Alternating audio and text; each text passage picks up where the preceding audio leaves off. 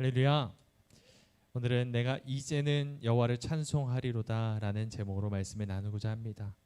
우리는 내가 원하는 것을 얻게 되면 만족할 것이라 생각할 때가 있는 것 같습니다. 이거 있으면은 괜찮겠지, 저것 있으면 괜찮겠지 라고 생각하죠. 하지만 여러분, 우리의 현실이 어떻습니까? 우리의 마음이 어떻습니까? 돈이 많이 있어도 더 많은 돈을 원하는 것이 사람의 마음이고, 높은 지위에 올라도 더 많은 권력을 탐하는 것이 바로 사람의 마음 아닙니까? 결국 우리는 끊임없이 뭔가를 갈망하며 살아갑니다. 채워져도 만족이 없고, 만족할 줄 알았는데 또 허전해지는 것이 인간의 죄된 본성이라는 것입니다. 오늘 본문 말씀, 이 성경은 이런 우리의 모습을 레아의 삶을 통해 그대로 보여주고 있습니다. 오늘 본문 말씀을 통해 세상의 것으로 나의 영혼을 채우려 하는 우리의 모습을 돌아보길 원하고, 또한 오직 하나님 한 분으로 만족하게 되는 우리 모두가 되길 간절히 소망합니다. 우리가 다 알다시피 레아는 야곱에게 사랑받지 못하는 아내였습니다. 야곱은 처음부터 라헬만을 사랑했고 레아와 결혼할 생각조차 없었던 사람이죠. 이 라반의 욕심 때문에, 아버지의 욕심 때문에 혼인을 어쩔 수 없이 하게 된 것이 레아의 모습이었습니다. 상대방은 자신을 원하지도 않았는데 평생을 함께 살아야 하는 처지가 된 것이죠. 레아의 입장에서 이것이 얼마나 비참했을까요? 하나님은 남편에 의해서 소외됐던 이 레아의 삶을 돌아보셨고 그에게 아이를 선물로 주십니다. 레아는 그 아이의 이름을, 첫째 아이의 이름을 르우벤, 보라, 아들이라 라는 이름으로 이름을 지었습니다. 그러면서 레아가 이렇게 생각했죠. 31절을 보시면 이렇게 말합니다. 여호와께서 나의 괴로움을 돌보셨으니 이제는 내 남편이 나를 사랑하리로다 라고 말합니다. 레아가 바랐던 것은 큰 것이 아니었습니다. 다른 보통 여인들처럼 남편이 나를 사랑해 주기를 바랬던 것뿐입니다. 하지만 여러분의 성경으로 33절을 보면은 레아의 바람은 전혀 이루어지지 않았다는 사실을 알 수 있습니다. 그가 둘째 시몬을 낳을 때 이렇게 고백합니다. 여호와께서 내가 사랑받지 못함을 들으셨으므로 내게 이 아들도 주셨도다. 그러니까 지금 둘째 시몬을 낳기까지 지금 어떤 상황입니까? 내가 사랑받지 못함을 들으셨다라고 고백하고 있습니다. 여전히 야곱의 마음은 움직이지 않았습니다. 하나님께서 나에게 첫째 아들 르우벤을 주셨으니까 이제는 좀 달라지겠지, 이제는 남편이 나를 사랑하겠지 했는데 시몬을 낳기까지 전혀 그럴 기미가 보이지 않았습니다. 그리고 아들을 둘이나 낳았지만 레아는 여전히 남편에게 외면받고 있었습니다. 자신은 계속 아이를 낳고 있지만 남편은 누구만을 바라봅니까? 라헬만을 바라보고 있습니다. 남편의 사랑을 갈구했지만 현실은 차가운 외면뿐이었던 것입니다. 하지만 여러분, 아내로서 이 레아가 아이 낳는 기능을 계속하고 있습니다. 그에게 어떤 마음이 들겠습니까? 난 저 사람에게 무슨 존재일까? 나는 아이를 낳는 기계일까? 라는 여러 가지 자족 섞이고 절망 섞인 그런 생각이 들 수밖에 없었을 것입니다. 하지만 레아는 남편에 대한 미련을 버릴 수가 없었죠.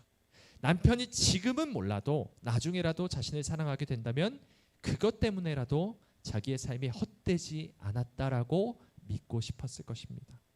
그렇게 또 시간이 지나서 레아는 셋째를 출산합니다. 그리고 이렇게 말하죠. 내가 그에게 새 아들을 낳았으니 내 남편이 지금부터 나와 연합하리로다. 이제 한 몸이 될 것이야 라고 소망하고 있습니다.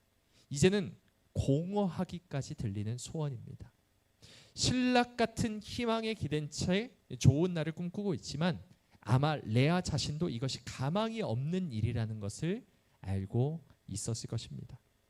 레아는 셋째 아이를 낳기까지 남편에게 사랑받기만 하면 얼마나 행복할까, 얼마나 좋을까라는 생각에 끊임없이 사로잡혀 있었습니다. 여러분, 과연 그럴까요?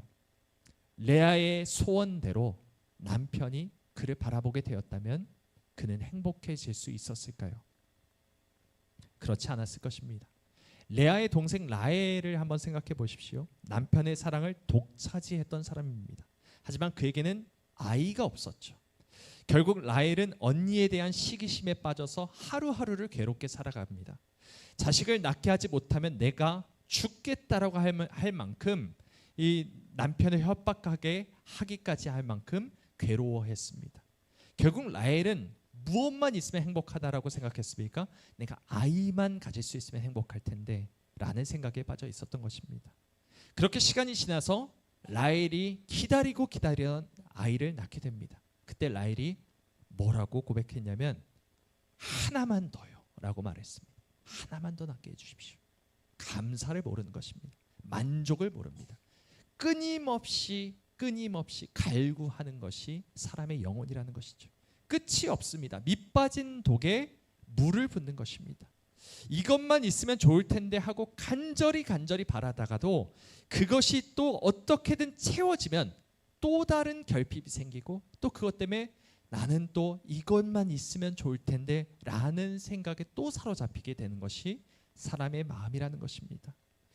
여러분, 만약 레아가 바라고 바랐던 남편의 사랑을 받게 되었다 할지라도 그 사람은 또 다른 것에 의해서 목말라지게 되었을 것입니다.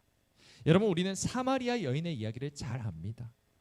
햇볕이 타들어가는 정오 시간에 물을 홀로 나와서 물을 깃고 있는 그 여인의 모습은 사실 우리를 포함한 모든 사람들의 가련하고 비참한 모습입니다. 여러분 잘 아시겠지만 이 여인은 남편이 5이나 있었습니다. 하지만 그들과 다 이혼을 했죠. 어떤 사정에 의해서 이 여인이 결혼과 이혼을 반복했는지는 알 수 없습니다. 하지만 문제는 그 여인이 다른 남자와 또 동거를 하고 있었다는 것이죠. 5번의 실패한 결혼에도 불구하고 그 여인은 여전히 미련을 버리지 못하고 있었습니다. 이 사람이면 다르겠지. 이 사람이면 조금 낫겠지라는 그 생각에서 사로잡혀 있었던 것입니다.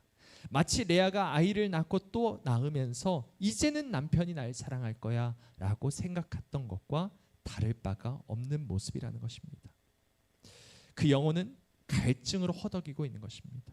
갈증으로 목이 타들어갈 것만 같아서 물을 벌컥벌컥 마십니다.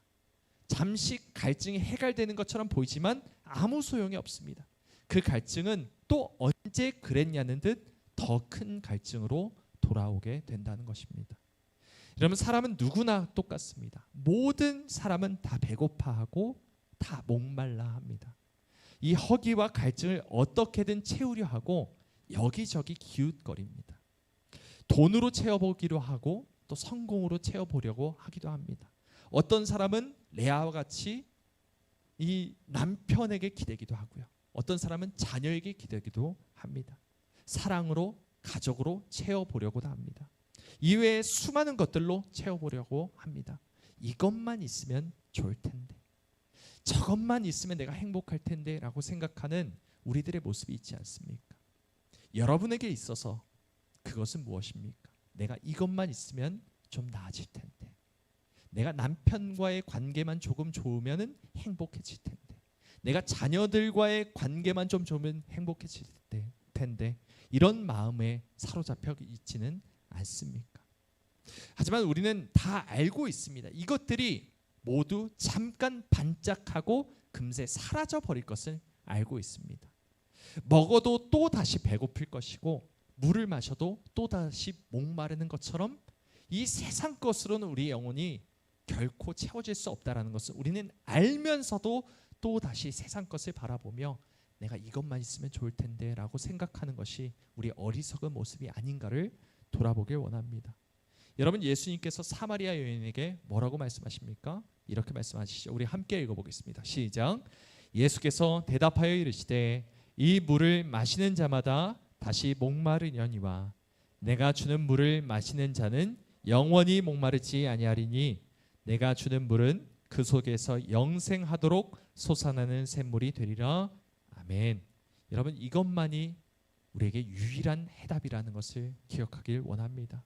나의 영혼에 뚫린 구멍을 메꾸실 수 있는 분은 오직 하나님뿐이라는 것을 우리가 머리로만 하는 것이 아니라 진심으로 이것을 믿음으로 고백하며 날마다 우리 시선을 하나님께 올려드리는 것이 말씀드렸던 것처럼 매일매일 날마다 계속되어야 한다는 것입니다.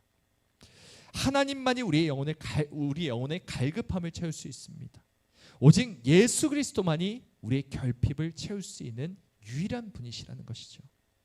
레아는 오랜 시간이 지나서 비로소 이 사실을 깨닫게 됩니다. 여러 가지 고통을 통해, 고난을 통해, 결핍을 통해 하나님께서 다듬어 가시는 그 과정 가운데 결국에는 이 사실을 하나님께서 깨닫게 해 주신 것입니다. 그래서 넷째 아들 유다를 낳게 되었을 때 그는 이렇게 고백합니다. 우리 함께 읽어보겠습니다. 시작. 그가 또 임신하여 아들을 낳고 이르되 내가 이제는 여호와를 찬송하리로다 하고 이로 말미암아 그가 그의 이름을 유다라 하였고 그의 출산이 멈추었더라. 아멘. 여러분, 어떤 이유에서인지 레아는 지금까지 가지고 있었던 이 모든 희망과 소원이 헛되다는 사실을 깨닫게 됩니다. 그리고 비로소 넷째 아들 유다를 낳는 그 시점에 그의 눈을 들어 하나님을 바라보고 하나님을 찬송합니다. 나에게는 내가 그토록 간절히 원하던 남편의 사랑은 없습니다. 하지만 내가 여전히 이제는 주님을 찬양하겠습니다. 고백하고 있는 것이죠. 오직 하나님께 소망을 두는 것이 자신의 유일한 삶의 목적이요 내 삶의 유일한 가치라는 것을 비로소 깨닫게 된 것입니다. 이전에는 남편의 사랑만을 갈망하며 아예 이름마다 그 소원을 담았던 레아입니다.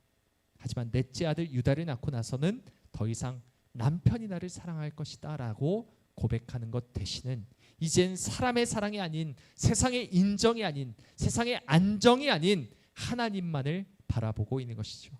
그리고 내가 이제는 여호와를 찬송하리로다 고백하고 있는 것입니다. 여러분, 이것이 바로 참된 영적 회복의 모습임을 기억하시기 바랍니다. 사랑하는 여러분, 우리는 지금 무엇을 갈망하고 있습니까? 무엇에 기대며 살아가고 있습니까? 그것이 진정 나를 채울 수 있다라고 생각하고 계십니까? 내가 지금 사로잡혀 있는 그 생각은 무엇입니까? 정말 나는 하나님 한 분만으로 만족할 수 있겠습니까? 다른 아무것도 없다 할지라도, 우리 인생에 내가 바라고 원하던 것이 하나도 없을지라도 오직 하나님 한 분만을 내가 바라보며 만족합니다. 내가 만족합니다. 오직 하나님만을 찬송하겠습니다. 고백할 수 있는지 하나님께서 지금 레아의 삶을 통하여 우리에게 여쭤보고 물어보고 계시는 것이죠. 여러분, 우리가 잘 아는 말씀, 이 말씀을 우리 마지막으로 함께 묵상하기 원합니다. 함께 읽어보겠습니다. 시작. 비록 무화과 나무가 무성하지 못하며 포도나무에 열매가 없으며 감람나무에 소출이 없으며 밭에 먹을 것이 없으며 우리의 양이 없으며 외양간에 소가 없을지라도 나는 여호와로 말미암아 즐거워하며 나의 구원의 하나님으로 말미암아 기뻐하리로다. 아멘. 여러분, 우리의 삶에 아무것도 없어도 하나님을 찬양할 수 있을지를 하나님 물어보고 계십니다. 정말 너는 그러니? 정말 너는 나 하나만으로 만족할 수 있느냐? 너의 갈망은 무엇이냐? 너의 갈급함은 무엇이냐? 그것을 물어보실 때 내가 이제는 주님으로 말미암아 찬송하겠습니다. 오직 주님으로 인해 찬양하겠습니다 라고 고백하는 이 믿음의 고백이 우리의 삶에서, 우리의 입에서 터져나길 소망합니다. 내가 이제는 여호와를 찬송하리로다 고백했던 레아처럼 우리 모두가 오직 하나님 한 분만으로 만족하는 삶을 살아내시기를 주님의 이름으로 간절히 소망합니다.